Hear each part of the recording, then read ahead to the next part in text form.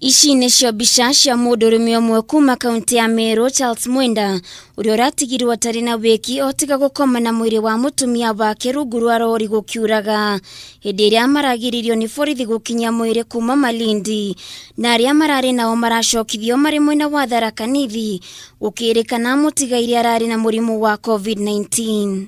Kuringana na ministry ya Ugima wa Mwiri, Uthuthuria undu-ini uyu ni uratabanio kuona na thengia ya gukorwo mutumia wa mundurume uyu arakuire kumana na murimu wa cancer, waya gukorwo kurari na undu wigie mutumia uyu kuonekana na murimu wa COVID-19, undu uria uracungiriria borithi kurugamia mihango ino.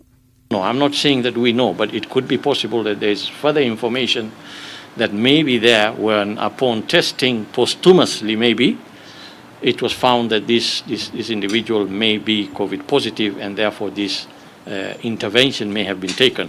It's just my thinking around that. I don't know whether that's the case, but that could partly explain why such an action might be taken. Makaya mandu kwagagio ni thirikari hĩndĩ ĩrĩa marathika andũ ao ihinda-inĩ rĩrĩ ni mongererekete na njĩra nene, ũndũ ũrĩa thirikari yugite mũndũ ũrĩ na mũrimũ wa COVID-19 abatie gũthikwo ni thirikari.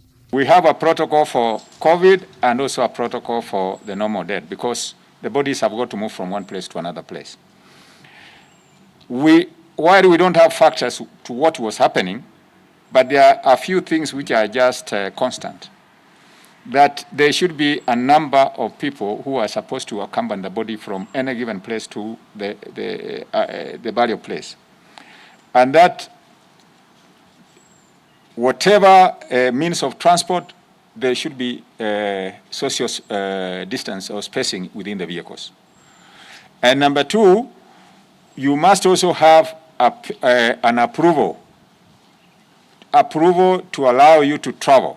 Maya magithiaga na mbere kambuni ya Safaricom ni hingite duka yao ya TRM thutha wa muruti umwe wao wa wira kuonekana na murimu wa COVID-19, guko na waria marutithanagia wira nake marathuthurio undu umwe na kuheo mataro. Rungu rwa mathaa 24 andũ 74 nĩo monekanĩte gũkorwo na mũrimũ wa COVID-19 thutha wa andũ 1578 gũthimwo mũrimũ ũyũ, na kaunti ya Laikipia ĩkĩandĩkithia mũndũ ũmwe na kuongerera ithabu rĩa kaunti iria igũmĩirwo nĩ mũrimũ ũyũ na gũkinyĩria kaunti 34. The total number of positive cases now stands at 1,962, while the aggregate number of samples tested so far is 78,536. This number of positives is still high, and we must be concerned as a nation.